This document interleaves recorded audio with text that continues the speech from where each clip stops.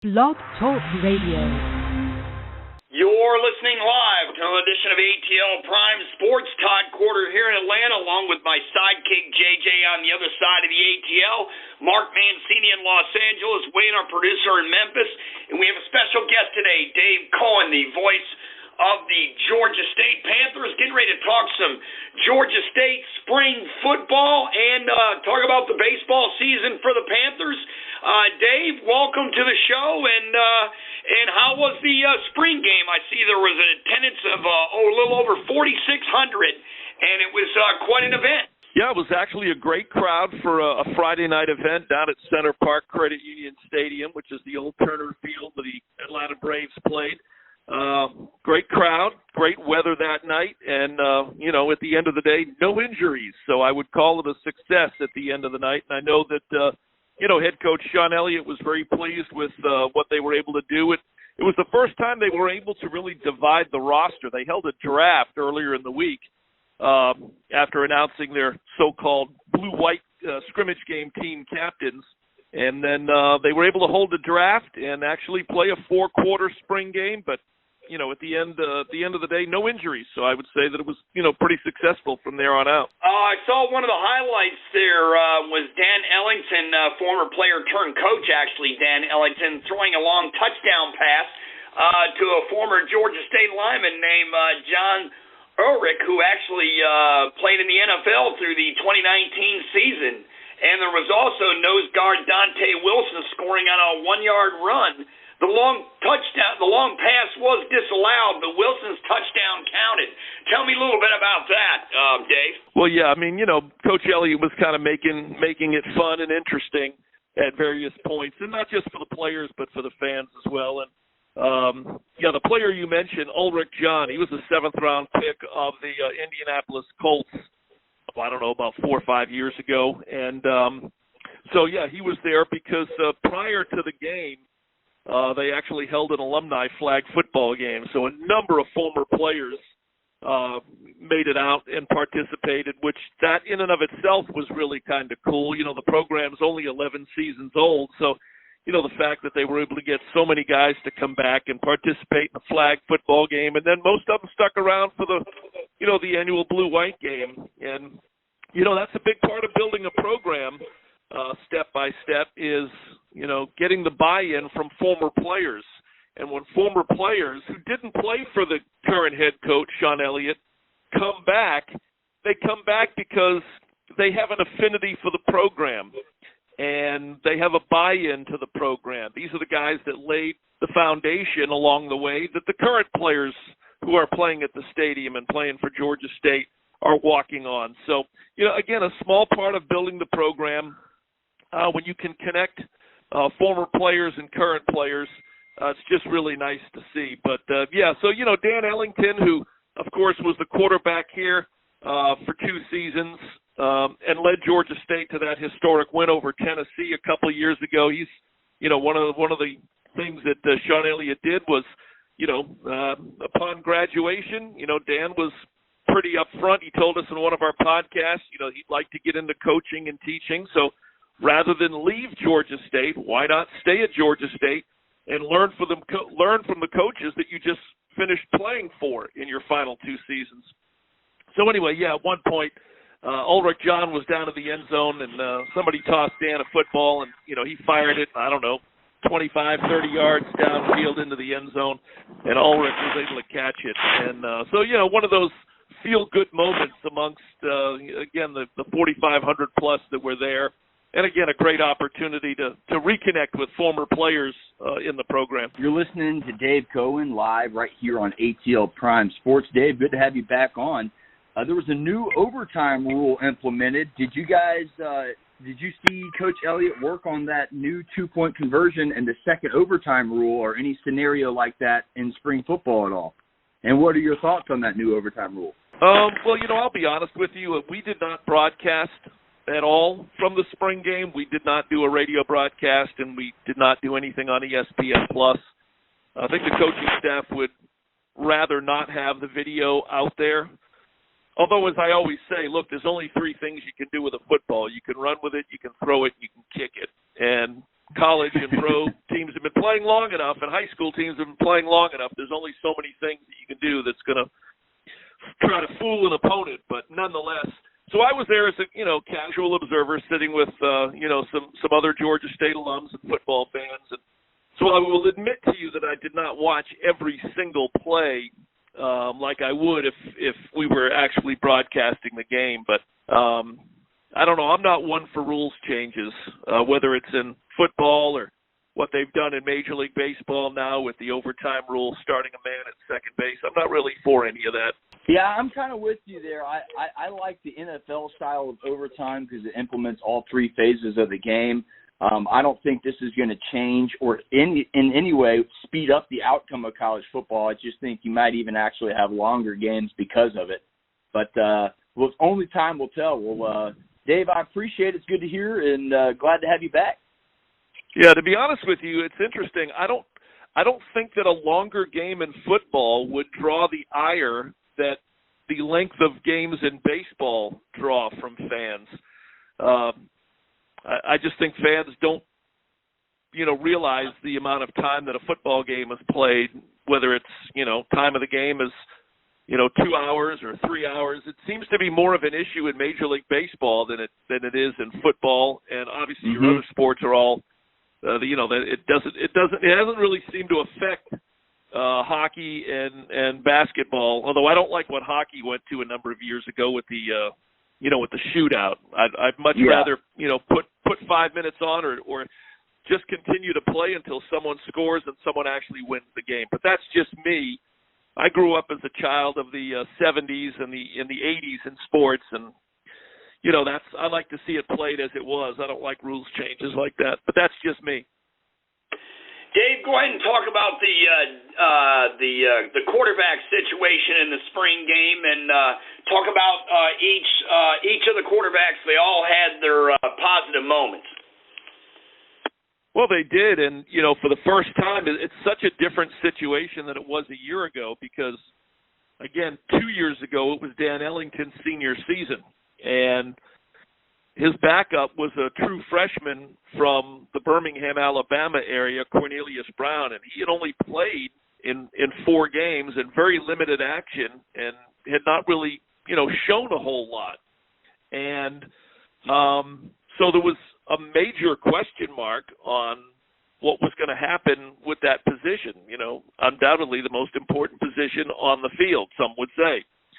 But, whatever Cornelius did and the offensive coordinator and quarterbacks coach did during the offseason, I mean, they did a fantastic job really coaching him up and getting him ready to step into the starter's role.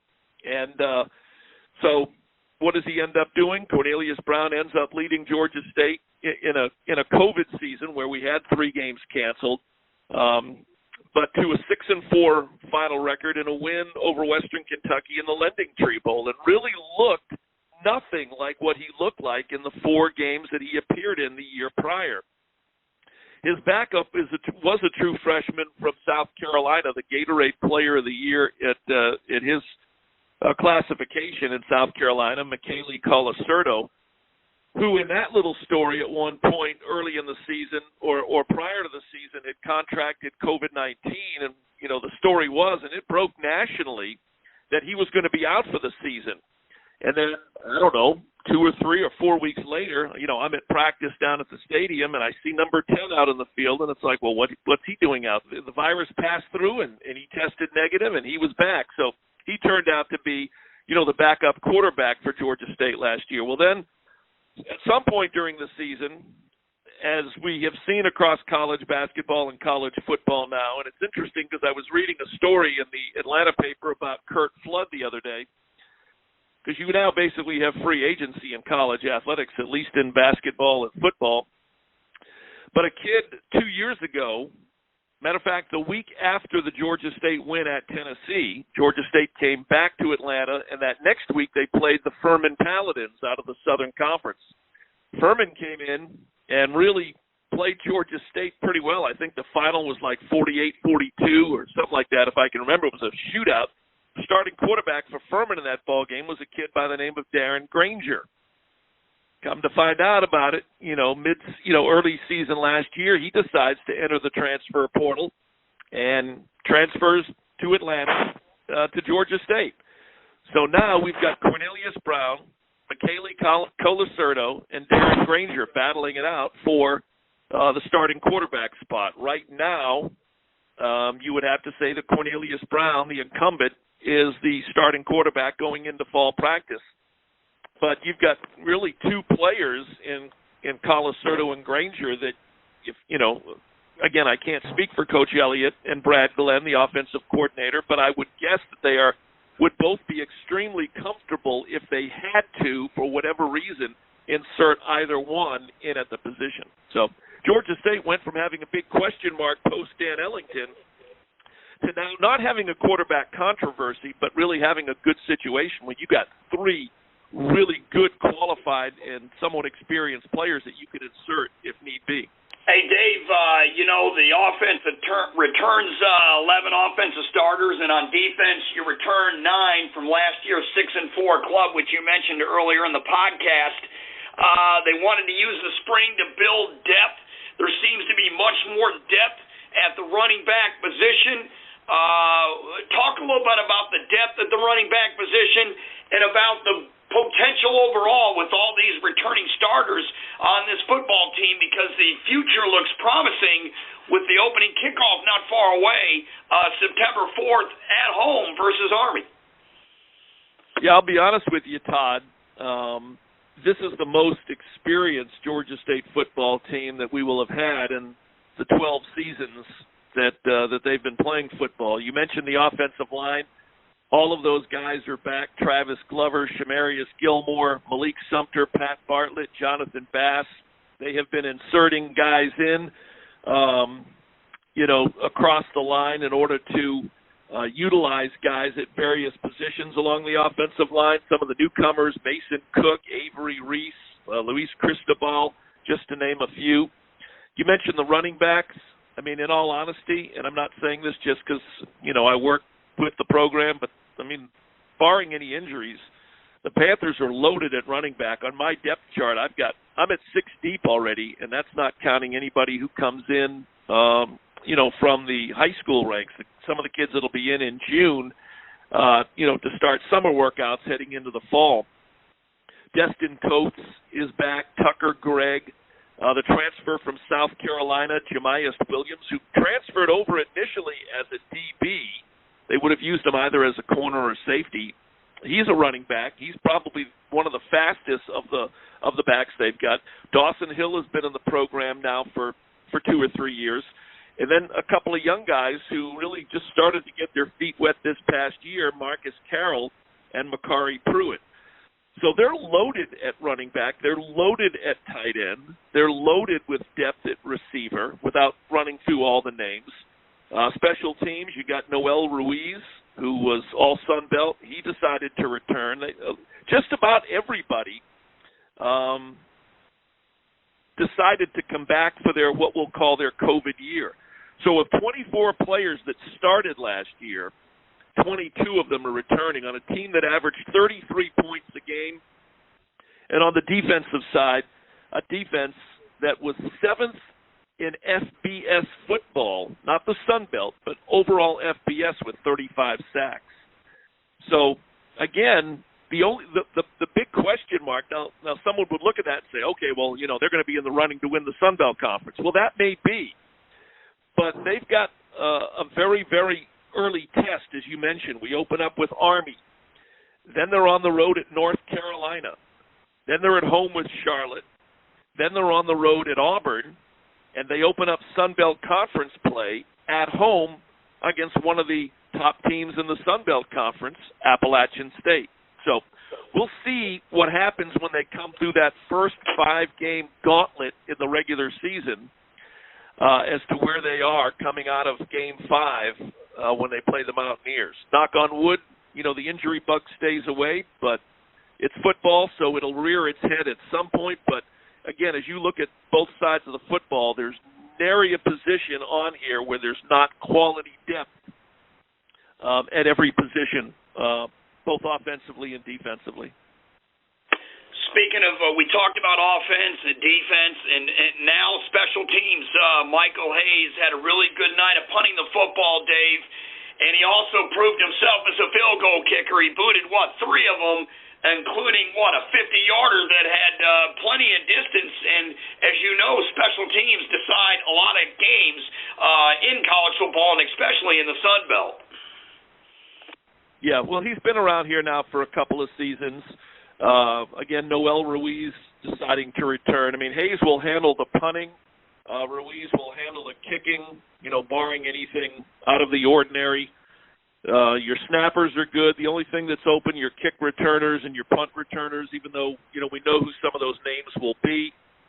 Quavian White will be in there. The other name that will be in there, Terrence Dixon, on, kick returns and so on and so forth. But, again, on both sides of the ball, you just have a lot of experience. Guys that made the decision to take advantage of their COVID year and come back. We did have a couple of 3 players that did decide that it was time to move on. They had graduated and, did not want to return for another season, and work on a graduate degree. So that just makes, more room for, players to step up and fill those positions. One of those kids, we lost our leading sack producer last year in Jordan Strawn. Interestingly enough, he transferred from Georgia State to the University of South Carolina. He's one of the top defensive players in the Sun Belt and really one of the top defensive players in the Southeast. He gets an opportunity to play at a Power 5 school at South Carolina, so he transferred from Georgia State over to Columbia, South Carolina. Well, to fill that position, along with the guys that are already here, call up the transfer portal, and Georgia State brings in a kid by the name of Shamar McCullum, who played that outside rush end, bandit position, whatever you want to call it, and he transfers into Georgia State from Wake Forest.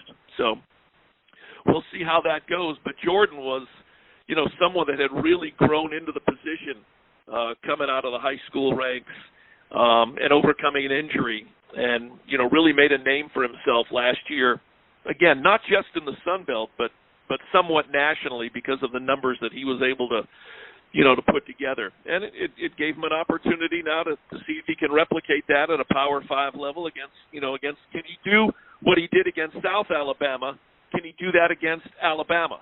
That's the big question, and he's in a position now where he'll be able to see what he can do. You're listening to Dave Cohen here on ATL Prime Sports. Dave, let's change over to the baseball diamond. The Panthers finished 7-11 in conference play. They're heading into the Sun Belt tourney. Talk about where they'll line up and play in the Sun Belt Conference tournament and their chances there.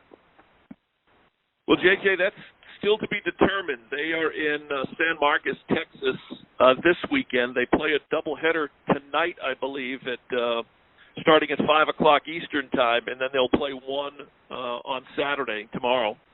And then they're back here, and we'll be back on our broadcast for Arkansas Little Rock next weekend for a Thursday, Friday, Saturday series. And then the following week, head to Montgomery for the Sun Belt Conference Baseball Tournament. But without having the bracket breakdown in front of me, there is a scenario that's pretty real for Georgia State because we're hanging around the bottom of the Sun Belt Eastern Division standings, and at 12-35 overall and 7-11 in the Sun Belt, we're going to have to play obviously one of those early games. So it's quite possible Georgia State could play on Tuesday of that week of the tournament and then not play again if they win till say the next Thursday or Friday of that week.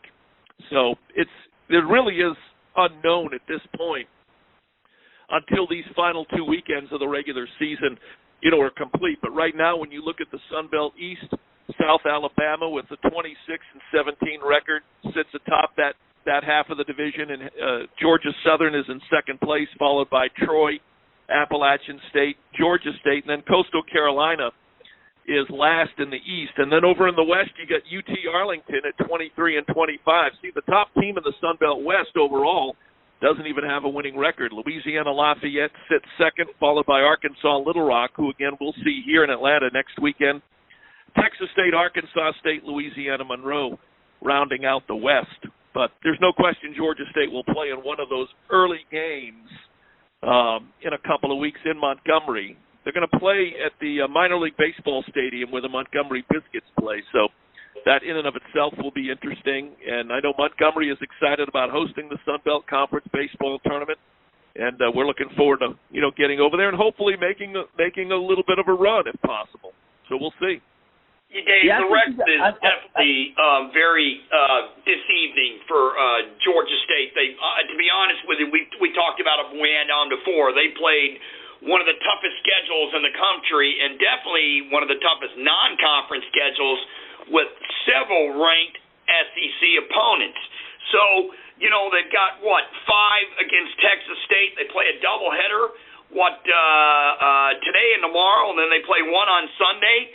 And then they're going to play 3 against Little Rock, which will get them ready for the Sun Belt tournament. Maybe this is the perfect time for them to turn their season around and really make something about it when they get in the Sun Belt.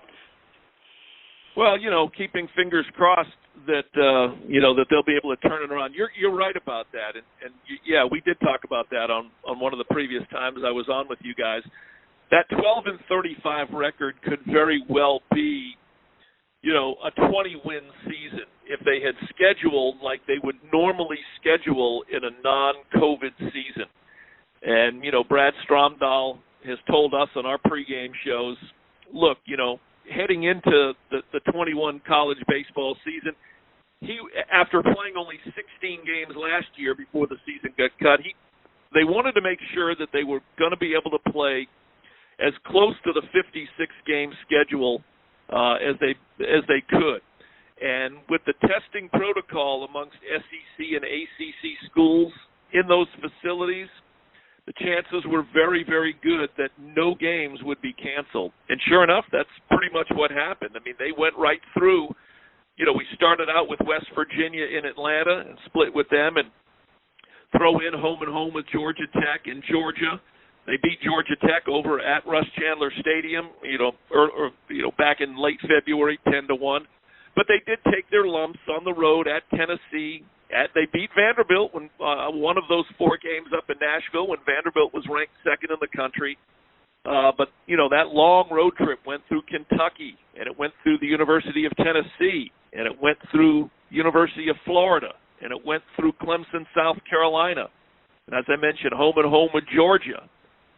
So they were not shy about scheduling at the upper echelon of the college baseball landscape, but also at the same time to make sure they were going to be able to get as close to the 56 games in as possible. Now, as it turns out, they were supposed to be in Nashville last weekend for a 3-game weekend series at Belmont University. And as it turned out, Georgia State had I don't know the exact number, but they had enough positive tests, that Coach Stromdahl told me the other night, look, we're not going to risk it.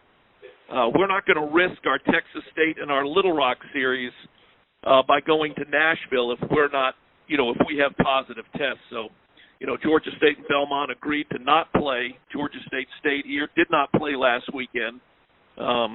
We saw them against Mercer the other night here in Atlanta.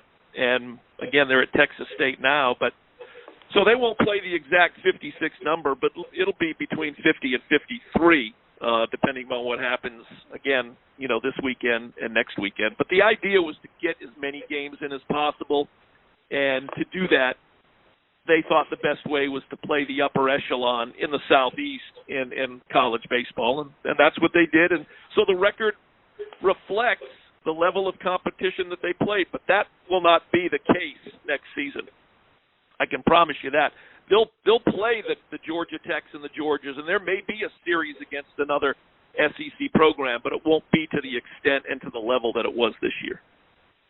That's right. Maybe Georgia State will be what you call a sneaky underdog in this Sun Belt Championship. Dave, one last question before we let you go.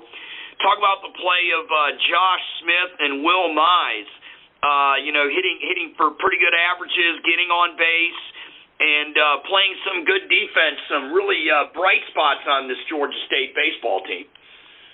Yeah, the top four guys offensively, and you mentioned two of them, Josh Smith, all local kids except for one of them.